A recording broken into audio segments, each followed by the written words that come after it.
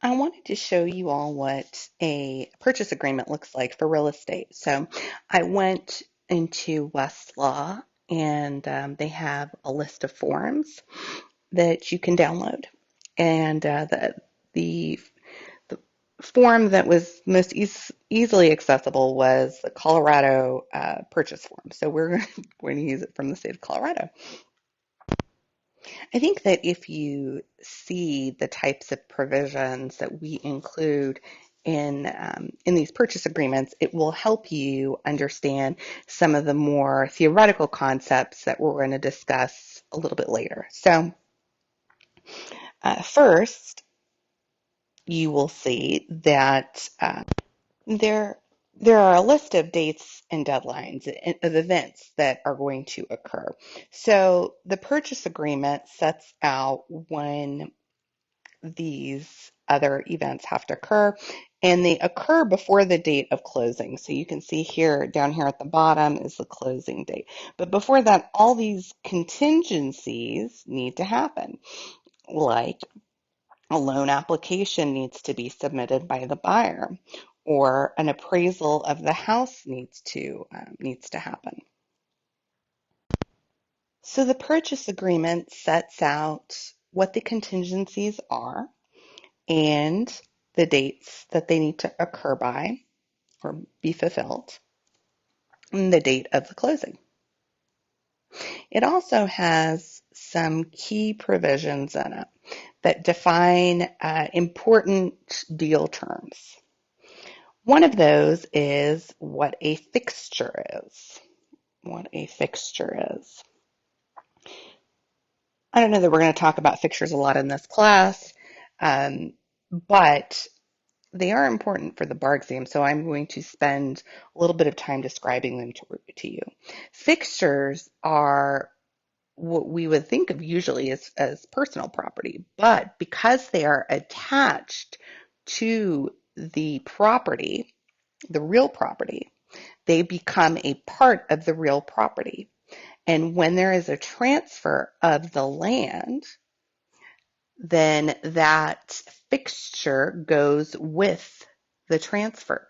You cannot remove the fixtures because if you remove the fixtures, then you're removing a part of the house that was supposed to have been conveyed with the house. So um, here it lists what these are common common fixtures.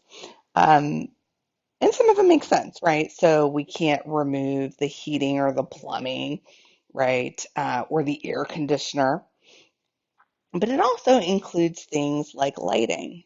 If there's a particular chandelier that you like, if there is a particular fan that you like in the house, you're going to have to take it down before you put the house on the market. If the buyer sees them or they are there when the offer is made and accepted, then that fixture will have to go with the house. So that also includes any built-in kitchen appliances. All right, and it also includes garage door openers, which when I purchased my house, they took the garage door openers. They did not leave them, and I had the option to try to technically the seller breached the agreement because he took the garage openers with him. But typically those are fixtures and those are things that stay with the house. They are conveyed with the land. You can think of them as running with the land.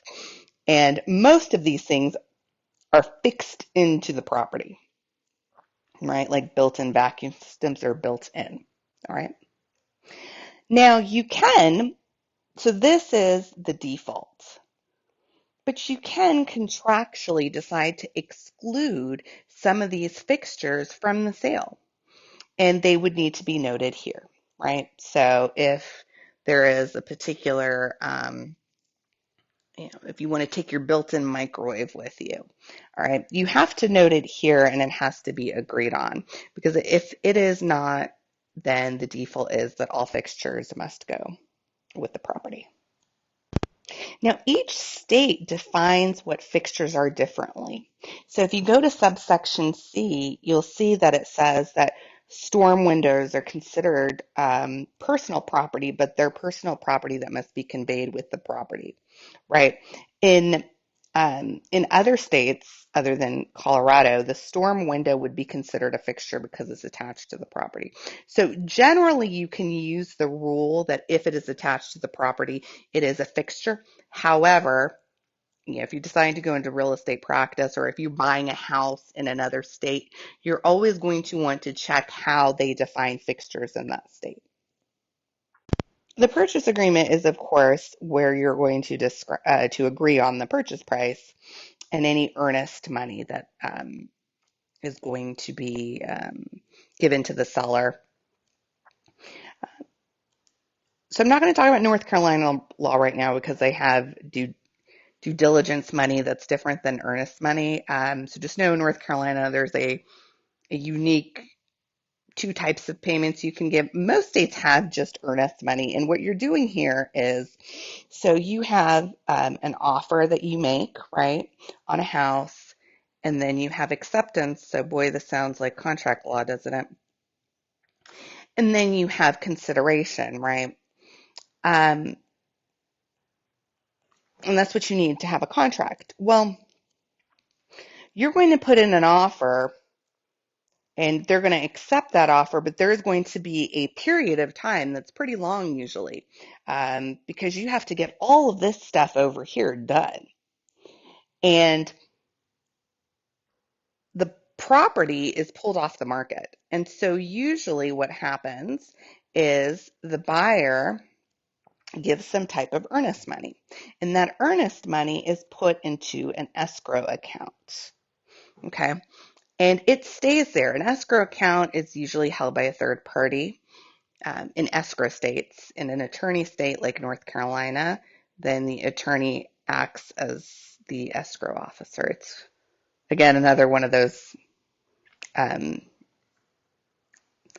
differences that you'll find in state law. But anyway, point is, earnest money goes into an escrow account and it stays there. And if either party breaches, if the buyer breaches and decides they want to walk away, first let's deal with the buyer, then the seller gets to keep the earnest money. So when would the buyer walk away? Well, if they walk away during when the property is in escrow, which is, so we have the purchase agreement, and then we said there's usually at least a month before you can close. If the buyer decides during this period that they're walking away for whatever reason, they lose their earnest money, and that earnest money, let's say it's $10,000, goes to the seller, and the seller gets to keep it. And the idea is that it compensates the seller for the period during which the property was off the market. Okay, so if the deal goes through and everything is fine and they get to closing, then that money is credited to the buyer's account, right?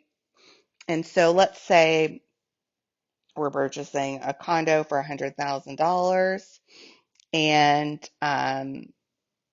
the earnest money, as you can see here, is credited to them. So they're going to do $10,000 for the earnest money.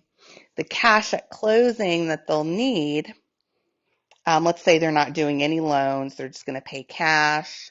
He's assuming balance. There's no private financing. So the cash that would be needed at closing is the difference between these two amounts. So they would need $90,000 at the time of closing. So here the contract defines what earnest money is, and as you can see, they, in this state, call them the earnest money holder. And the earnest money holder is going to hold in a trust account that earnest money. Okay, I've skipped forward quite a bit, and I wanted to show you, because we're going to be talking about marketability of title, I wanted to show you the part of the contract that discusses evidence of title.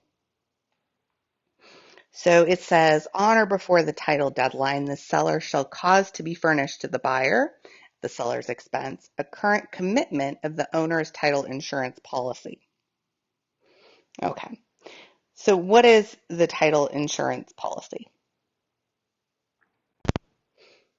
Well, you remember those cases that we read in the adverse possession section where the houses um, were on the wrong property and the property description was incorrect, and so they had to see. So title insurance covers again indemnifies against all of that. Title insurance means that there is a company that has reviewed the title and warranties that the chain of title has passed correctly from owner to owner. And if there is a discrepancy, aside from ones that they will point out, then they will insure you against it. Okay. Okay. Moving on to disclosures. The seller has to disclose certain information about the property to the buyer. What that information is may differ jurisdiction by jurisdiction. So to know what needs to be um, disclosed in Colorado, we'd need to pick up these are forms typically, the seller's property disclosure form. And that disclosure will need to then be given to the buyer during this period before escrow. And the buyer can decide that they want to walk away from the deal if there is something on that disclosure that they were not aware of by looking at the property.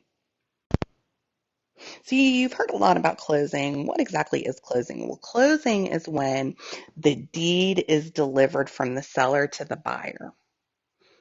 All right. And so closing is when the buyer takes ownership of the property. Now, when exactly the buyer takes ownership, whether it's when they sign the deed or when it's recorded in the recorder's office, depends on state law. North Carolina is one of the few states that's a race to the courthouse jurisdiction. And what that means is that the first person with the deed ownership that can race to the courthouse and record the document is the one that has the legal title to it. So they don't look in North Carolina at when the deed was signed, it's when it was recorded. That's when ownership officially transfers. Most states are not race to the courthouse jurisdiction, and the deed is transferred at the signing, um, at the transfer of the actual physical document from one person to another, or the signature, right? And so you can get your keys to the house as a buyer when you sign at the closing in most states. In North Carolina, you cannot get the keys at your closing. You have to wait until it's been recorded, and the recorder's office, which is a county office, gets back to your attorney and tells you that, hey, you now own the property. So it's a little bit different here. It is unique, though.